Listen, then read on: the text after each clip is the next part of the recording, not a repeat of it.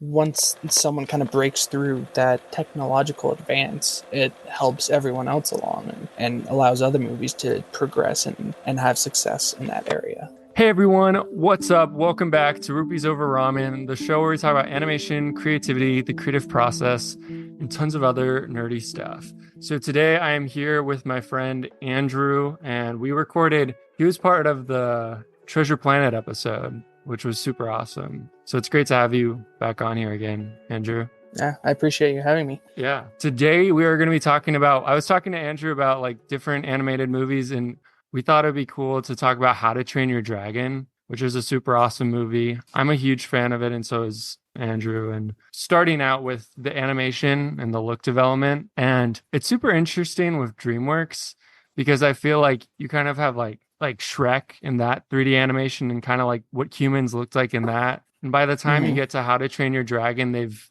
learned more about how to animate a human, like to make them look less dead, I guess.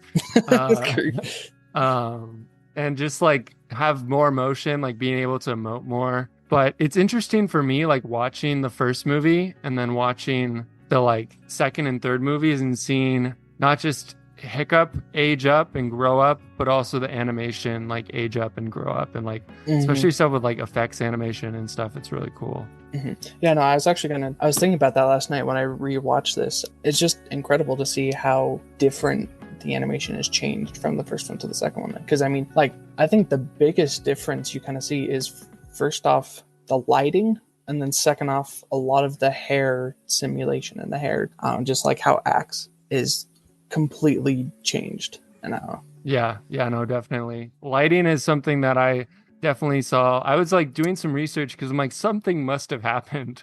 And like one of the things, at least with the third movie, that was the third movie, right? The Hidden World, I think. mm-hmm. Um, Yeah. they created a rendering software called Moonray, and it allowed animators to more accurately simulate how light behaves like in the real world. And so Okay. they could think about it more cinematically. Like it wasn't just we think this is how light behaves, or like just dropping a light in a scene like you might in Blender, but they actually like were able to accurately simulate like how light bounces up. And Pixar has stuff with that too that has developed a ton. Mm-hmm. So yeah, I found this quote and it was really interesting. It said when they go into the hidden world, there's a lot of like bioluminescence and stuff. Oh, yeah, yeah. They said that wouldn't have been possible like before. Like Moonray made that possible and allowed them to make objects that are like light sources. And that comes from the VFX supervisor, Dave Walvord. Hopefully that's pronounced right.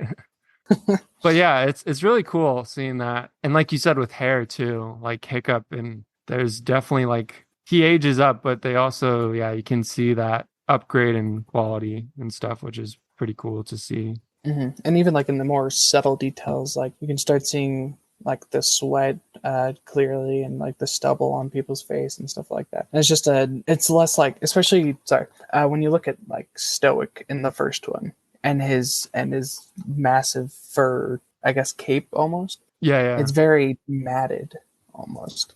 Whereas in like the second and the third one, it's a lot, I guess, more free, if that's a good way of describing it. Yeah. Yeah, no, it's like I think with the camera and stuff, like with dragons and a lot of flight, they were able to try a lot of really cool angles and stuff like that. And I guess for the third movie, they had a cinematographer come on. His name was Roger Deakins, and Hmm.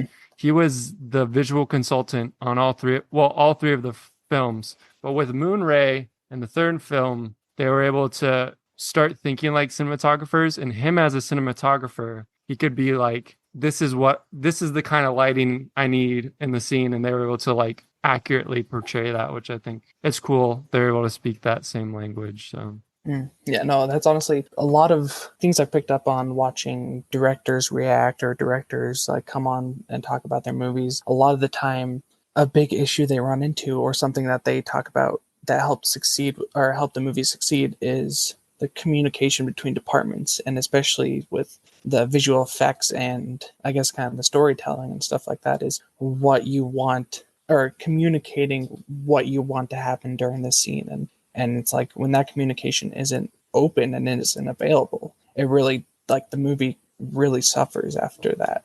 Yeah, yeah, no, that's definitely true. Yeah, and that communication is super important between like the animators and VFX artists and just like bringing it all together. But moving away from like the technical side of things and like I think it's cool, just like one last thing, I think it's cool how animation studios like they create these new tools and stuff and like new render things to like be able to do stuff more accurately or in a different way. I think it's Hmm. really cool to see that innovation and movement Well, and forward.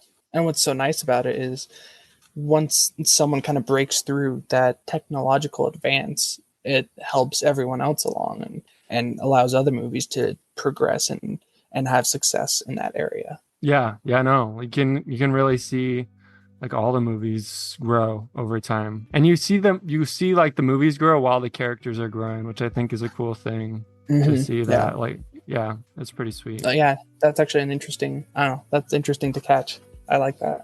Yeah, yeah, no, I do too.